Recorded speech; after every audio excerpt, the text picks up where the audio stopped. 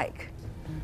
All right, thank you, Sarah. Yes, regardless of your age, race, or gender, everyone's got questions about relationships, your dating life, matters of the heart.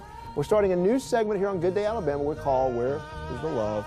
We bring in licensed therapists to answer your questions that you can submit anonymously, and we'll tell you how to do that in just a bit. But first, let's welcome in licensed therapist Dr. Misty Smith. Misty, good morning to you. Thank you for having me. We've been hearing a lot about social media and how it's involved with relationships, and particularly with Manti-Teo, which we'll get to in a moment. But I know you get questions like this all the time too, and particularly with Facebook. Talk about one of the common ones that seems to come up a lot. One of the common questions, Mike, that comes up is that people interact with old friends, family on Facebook all the time. It's a great source for that. Right. However, we also end up getting friend requests from old flames, right, old girlfriends, boyfriends, and it starts out very innocent. People are just curious, but a lot of times feelings kind of reappear that we thought were gone. Right. So like if a female, if she's married and she's getting these overtures from an old boyfriend, all of a sudden those old feelings start coming up, but she's married, that's an issue. You know, what can she do? She wants to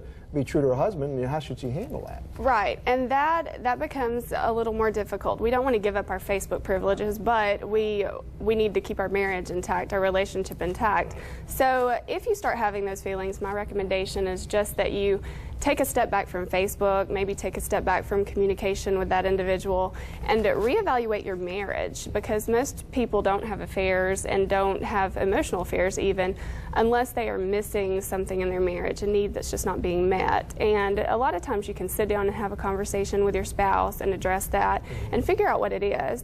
If they can't figure it out on their own, then my recommendation would be to try to see a marriage counselor and address that, because if your marriage is very much still okay and you just have a few old feelings, then why not give your marriage a lot more attention than the old flame? Well, and because then people will say, I've heard therapists say this, that it's, if you entertain that, it's hard to get that in terms of a competition with your marriage, in terms of that excitement level, because it's a secrecy type thing, right? Right. There is a lot of excitement with the secrecy of it. I don't know if you know this statistic, but in 2011, 1 out of every 3 divorce filings mentioned Facebook, and that was up from 1 out of 5 in 2009. So if that trend continues, imagine how many divorce filings are going to mention that it was Facebook. Now, since we're talking about social media and relationships, the big story recently, Manti-Teo, he was duped into a fake relationship with a woman via Twitter.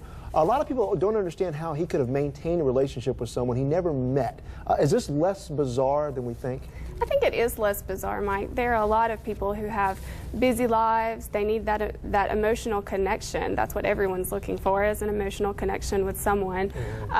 So busy lives, social anxieties, even people in the media have a lot of trouble sometimes with those interpersonal relationships. So, you know, meeting a girl, carrying on that actual physical relationship might be difficult for him, as it is for many people. Sometimes it's just a lot easier to have that relationship through an online situation. But let's talk about that. If somebody starts an online relationship, Twitter, whatever, how long should a person naturally go before they say, okay, I haven't met you physically, and I've made overtures and you've declined them a couple times, you came up with excuses. When should they get the hint? For every person, that's going to be different. Okay. If you are having your needs met and you're happy with that non-physical relationship, that other person may be also. But I would say spend a month maybe getting to know somebody, and then there needs to be a phone conversation. There needs to be physical interaction of some sort, or that person may never have intentions of meeting you in person. And a lot of times people will build people up in their heads during these online relationships and make them into something that they are not. And so if you wait too long, when you do meet that person, you're going to be very disappointed potentially and have wasted a lot of time. There's a Brad Paisley's got an interesting song about that. It's called Online. It's a pretty funny take on that. All right, folks, if you have a relationship questions, you can mail it to us here at Good Day Alabama, P.O. Box 6, Birmingham 35209. We will not use your name on the air. We promise that. Dr. Misty Smith, thank you so much for joining us. Look forward to working with you over the coming months, and other therapists as well.